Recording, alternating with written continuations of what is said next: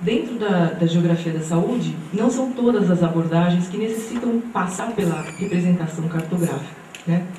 Então, existem questões que, principalmente relacionadas a outras variáveis temporais, que muitas vezes a gente não precisa de mapas para pensar nessas questões.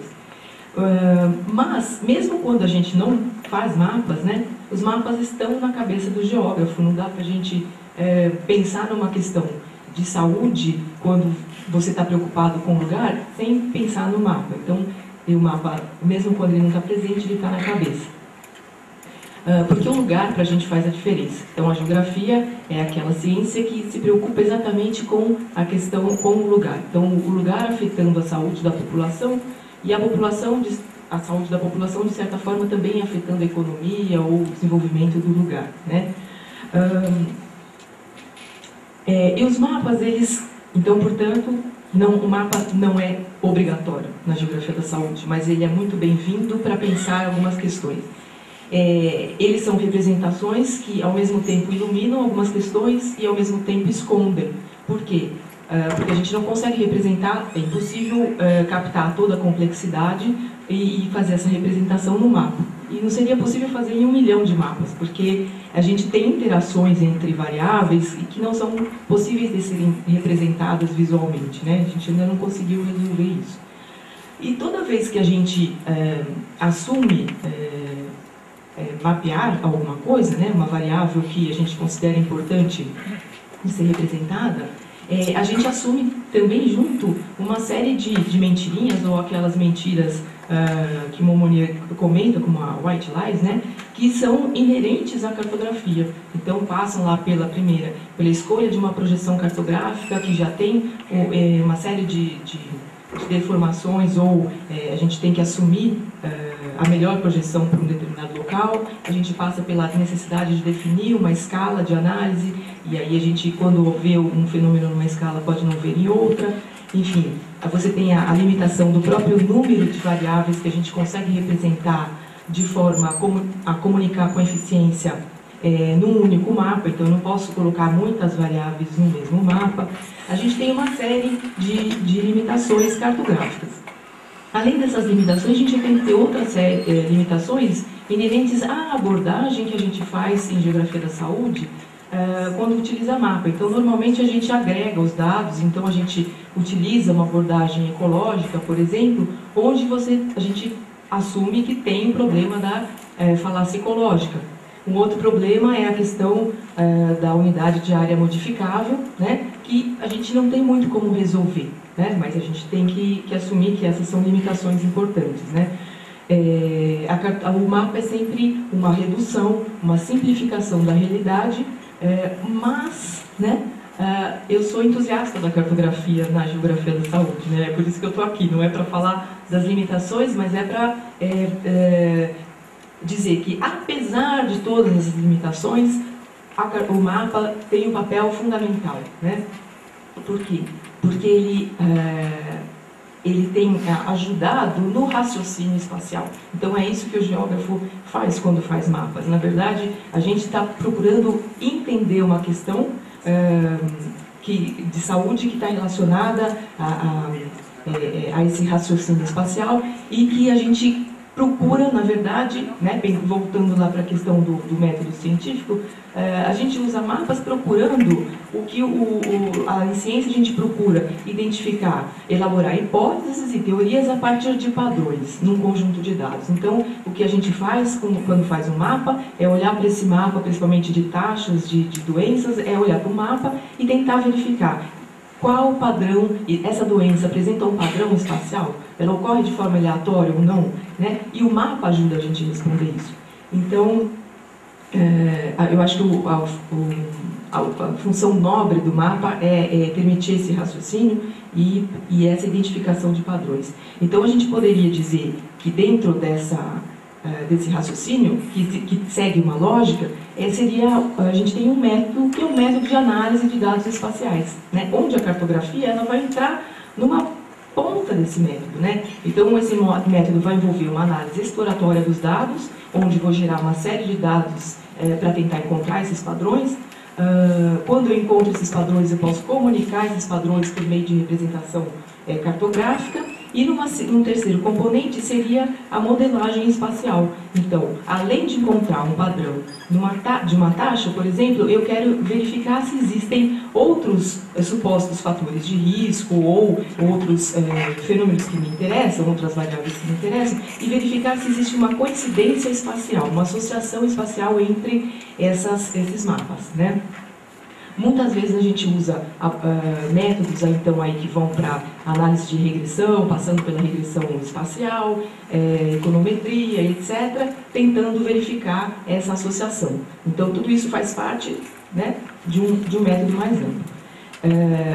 Os mapas eles têm sido utilizados, e aí as geotecnologias, na verdade, elas entram só para potencializar o mapa, porque a gente não precisa de geotecnologia para pensar espacialmente, né?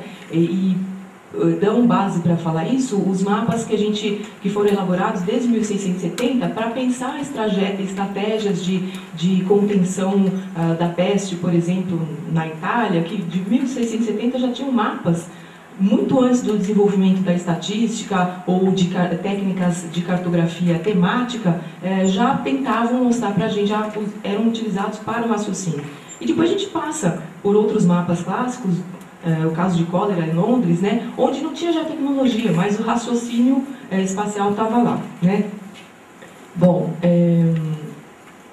e a finalidade do mapa na geografia da saúde passa desde aplicações, desde a descrição de dados, né, espaciais, porque ele é muito mais eficiente em mostrar os dados para a gente do que tabelas, porque ele consegue mostrar as relações de vizinhança, que não é possível da gente observar em dados tabulares, né? Outras finalidades, então, finalidades nobres, gerar hipóteses em relação à etiologia, auxilia na vigilância, auxilia para tentar identificar então riscos altos, auxilia na alocação de recursos e elaboração de políticas públicas, né? Agora, uma última ressalva que eu coloco é que, só para a gente ficar sempre alerta, né, é que a demonstração, mesmo quando a gente utiliza os mapas e consegue observar a associação espacial, ou seja, a coincidência espacial entre uma variável, um desfecho, uma morbidade ou mortalidade importante e alguma outra variável, né, um fator de risco ou etc., essa associação ela não implica necessariamente em causalidade. E nós, como geógrafos, né, nós não conseguimos mostrar evidências muito fortes que consigam comprovar a causa, né?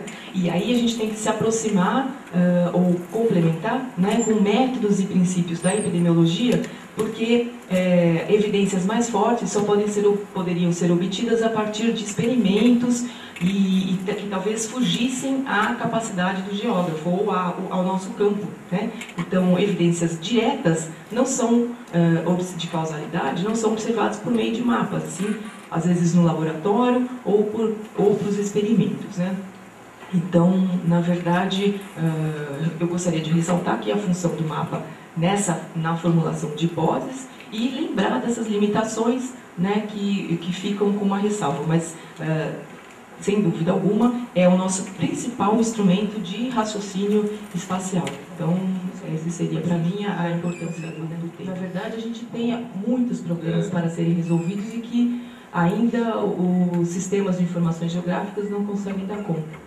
Então, um dos problemas porque a gente cada vez tem a capacidade cada vez mais a gente tem a capacidade de olhar no detalhe, né? E isso é uma necessidade nossa, né? Bom, a gente consegue colocar o pontinho e consegue ver o quarteirão, né? E a gente quer representar também dentro do setor. Eu quero olhar dentro das unidades de menor agregação. Isso é uma necessidade para poder entender melhor o que acontece. E a gente tem essa capacidade. A gente está tentando representar melhor, então, tentando excluir dos setores áreas que não são habitadas. Então, a gente pode usar técnicas de cartografia, por exemplo, a dasimetria, para resolver essa questão. A gente está caminhando nesse sentido. Mas a gente ainda tem uma dimensão que é importante, que a gente não tem conseguido representar bem cartograficamente e que pode complementar muito todas as nossas questões em saúde, que é o tempo, né? E nesse sentido parece que existe o sistema de informações geográficas, o SIG, está caminhando por um sistema de informações espaço-temporal, né, à medida em que a gente conseguir incorporar nessa análise a questão temporal. Por quê? E uma outra questão é a questão da mobilidade, né? Então, a gente sabe que em saúde é fundamental que a gente consiga captar e representar a mobilidade da população. Para diversas doenças, desde crônicas, né, até o próprio câncer, até outras infecciosas, a gente quer saber onde a pessoa foi infectada, mas a gente só pode trabalhar com dados de residência da pessoa, né? Então, essa questão da mobilidade e do tempo, ainda as geotecnologias estão talvez caminhando, mas ainda não conseguiram resolver. A mobilidade porque tem uma questão do dado, né? A gente não tem essa informação, é difícil de ser trabalhada, e de ser obtida e de ser trabalhada. Esse é um grande desafio, mas na hora que a gente conseguir ter essa informação, né, e trabalhar essa dimensão temporal num sistema com geotecnologias, acho que a gente vai conseguir dar um grande avanço para a compreensão de diversos fatores etiológicos e questão de acesso, enfim, muitas questões dentro da geografia da saúde.